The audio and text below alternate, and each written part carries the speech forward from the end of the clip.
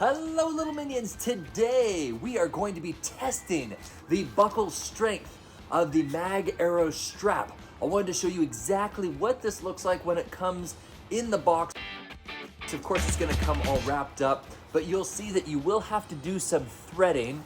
And so there's the one buckle, there's the other buckle, clips in like so, like that. This is surprisingly long, check it out. So I am 6 feet long, and so if we were to hold it like this, it is well over 6 feet. You see all this excess dangling? And so odds are, after you thread it and get it in the right position, you're gonna have to cut this thing.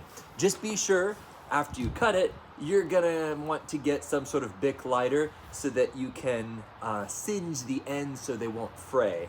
And so you thread it in like this, thread it in like this, and it should hold just like that. Obviously you can tighten it like that, and then when you were to pull the other strap, it shouldn't go anywhere. And then there's also this little buckle on this end to kind of hold down the excess. But now that we have it all threaded, I have not tested the strength of this thing, so you're gonna experience it with me on camera. We're gonna go ahead and unbuckle this. Obviously, the point of failure should be where the buckle is. I mean, the webbing itself is super strong. So we're going to attach it right here. We're gonna buckle it like this. We're gonna kind of open it up, and then I'm gonna put my 175 pounds on here and see if it snaps on camera.